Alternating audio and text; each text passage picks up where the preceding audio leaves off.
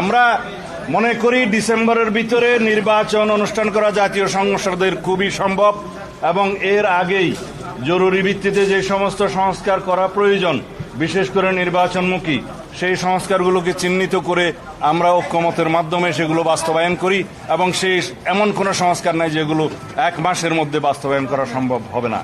আমরা ইতিমধ্যে আজকে রিপোর্ট পেয়েছি আইন মন্ত্রণালয়ের অধীনে অনেকগুলো অর্ডিন্যান্স এবং অনেকগুলো সংশোধনী এসছে বিভিন্ন সেক্টরে, যেগুলো অলরেডি বাস্তবায়ন হয়েছে। আরও অনেকগুলো বাস্তবায়নের প্রক্রিয়ায় আছে, সেগুলো অর্ডিন্যান্সের মাধ্যমে করা সম্ভব, নির্বাহী আদেশের মাধ্যমে করা সম্ভব, এমনকি কিছু কিছু সংস্কার তো অফিস আদেশের মাধ্যমে করা সম্ভব। সেগুলোর জন্য বিশেষ করে সংবিধান সংশোধনী ব্যতি রেখে অন্যান্য সকল সংশোধনী যেগুলো একমত হবে সংস্কার প্রস্তাব, সেগুলো অর্ডিন্যান্সের মাধ্যমে, নির্বাহী আদেশের মাধ্যমে, অফিস আদেশের মাধ্যমে এক মাসের ভিতরে বাস্তবায়ন করা সম্ভব, সেটা আমরা বুঝিয়ে দিয়েছি। সুতরাং নির্বাচন ডিসেম্বরের পরে যাওয়ার মতো একটিও কারণ উল্লেখ করার মতো নেই। এই বিষয়টা আমরা বোঝাতে সক্ষম হয়েছি এবং আমরা আবারও অ্যাপ্রোচ করেছি এবং আজকের বক্তব্যে অধিকাংশ রাজনৈতিক দলের মধ্যে আমরা যেটা দেখলাম যে প্রায় সবাই ডিসেম্বরের আগেই নির্বাচনের জন্য তাদের প্রস্তাব আছে।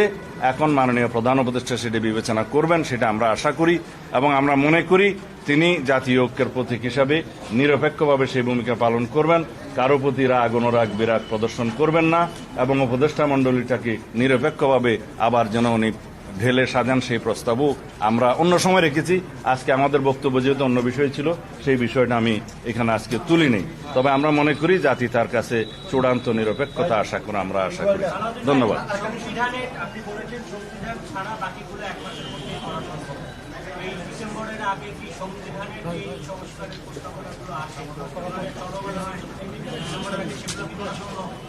সংবিধান সংক্রান্ত সংশোধনের যে সমস্ত প্রস্তাব বিভিন্ন দল দিয়েছে, আমাদের সাথে আলোচনা হয়েছে, সেটা তো আগামী এক মাসের মধ্যে ওনারা যেভাবে আন্তরিকতা দেখাচ্ছেন সে একটা সনদে আসা সম্ভব, ঐক্যমত আসা সম্ভব।